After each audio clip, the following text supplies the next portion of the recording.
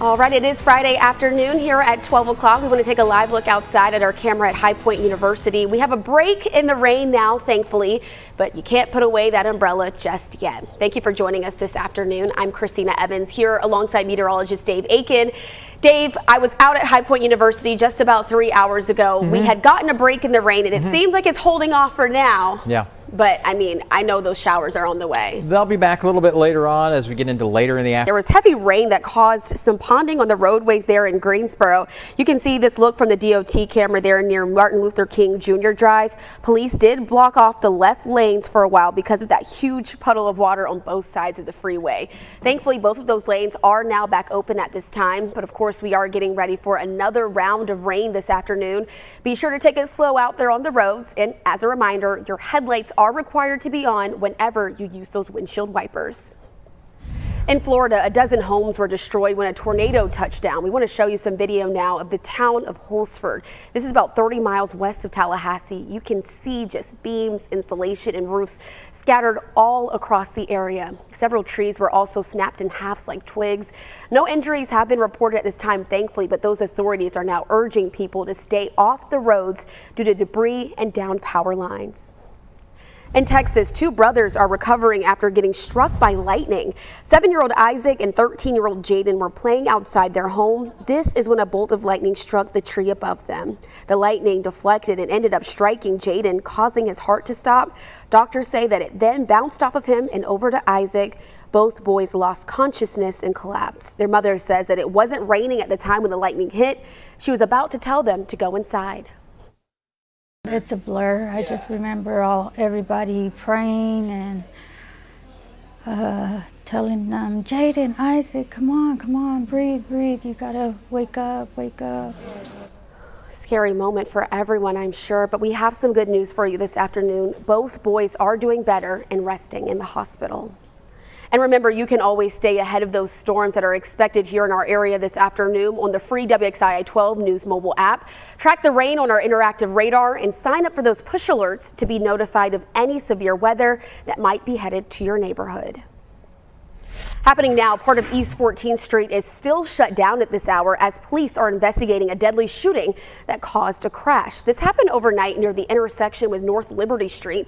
Police tell us that someone shot Miguel Ortiz while he was driving. Ortiz then crashed into a utility pole. Officers say that the 41-year-old died there at the scene. That intersection of North Liberty at East 14th is back open, but police are still in the area. Now, this is Winston-Salem's 20th homicide of the year. Also happening now, an adult and a child are injured in the Winston-Salem area after a house fire. They're now in the hospital. That fire did break out there on 20th Street. Video from the fire department shows those flames shooting from the front of the home and smoke pouring out of the roof. We have been told that the adult and the child have non-life-threatening injuries. 10 people live there at the home, and so those investigators are now looking into the cause of that fire. An Alamance County woman is accused of stealing a car from a man and then illegally using his debit card. Deputies arrested Ashley Bennett after identifying her from ATM surveillance photos.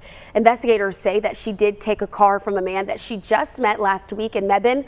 The victim's wallet was inside of that vehicle, and detectives say that Bennett then used the car to withdraw more than $1,700 at several ATMs. She's currently being charged with 2 counts of felony larceny and 1 count of obtaining property by a false pretense. The Carolina Panthers are welcoming Bryce Young to Charlotte. The #1 NFL draft pick is now set to speak with reporters in less than an hour. Carolina selected the former Alabama quarterback first in the NFL draft last night, adding what the Panthers hope to be their quarterback of the future. Fans who watched as the team made their pick say that they're extremely excited. We got our quarterback. We've got our quarterback for the first time since 2011. It's the last time we had the #1 pick. I don't want to put too much expectations on it, but I'm through the roof. I think this next year is going to be amazing. And you can feel the excitement in his voice. Well, this is the second time in franchise history that the Panthers have gotten the first overall pick there in the NFL draft. The first time, if you remember, was back in 2011 when the Panthers selected quarterback Cam Newton. You can now visit a tribute to Vietnam veterans and their families in the Piedmont Triad. An opening ceremony for the moving wall took place earlier this morning there in Kernersville. There was a Black Hawk military flyover along with several speakers at the event. Counseling services are available today for students at NC State University. This comes as the campus community there is mourning 2 students who died by apparent suicide just within 24 hours. University police say that the first student was found late Wednesday night near a lake there at Centennial campus in Raleigh. Another death was reported there at the residence hall yesterday afternoon. 14 NC State students have all died since the school year began back in August. 7 of those were suicides. Chancellor Dr. Randy Woodson has issued a statement on the latest 2 deaths, saying that he, along with so many caring members of the community, are sharing in this grief. I just think it's really easy to get lost in such a huge school that maybe if we took it to the classroom and took 10 minutes out of one class and said hey, if you need anything, let me know. Just to even see that, I think would be a good help.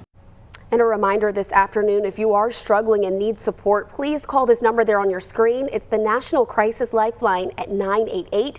It's completely free to use and available 24/7. 3 soldiers are dead after 2 U.S. Army helicopters crashed in Alaska. They were returning from a training flight. A 4th soldier is currently being treated at a hospital for injuries. The names of those killed are currently being withheld until relatives can be notified. The Army said that the cause of the crash is still under investigation at this hour, and more details will be released when they become available. The crash is the 2nd accident involving military helicopters in Alaska this year. Let's look overseas now. At least 22 people are dead after 2 Russian rockets hit high-rises in Ukraine. As Ellison Barber is reporting, this is the first large-scale airstrikes in the country in nearly 2 months. Pope Francis started a visit to Hungary today. This is the pontiff's first trip since he was admitted to the hospital for bronchitis back in March. The Pope blasted the adolescent belligerents that brought war back to Europe and says that the continent must recover its founding spirit of peaceful unity to confront Russia's war in Ukraine. Pope Francis will be visiting Hungary for the next 3 days. NASA scientists are now using the ocean to study the Earth's climate. The ocean, we know, makes up 70% of Earth's surface, but experts say there's still so much that we don't know about it. NASA's S-Mode mission is now diving deeper to understand how small particles of water interact with one another and what kind of energy they produce and how this contributes to the Earth's climate. It's really important to understand the physics of how this operates, so that we can better model things like sea level rise, other aspects of climate change into the future. The research is happening on a vessel named after the legendary American astronaut Sally Ride, 150 miles there off the coast of San Francisco. Pretty cool.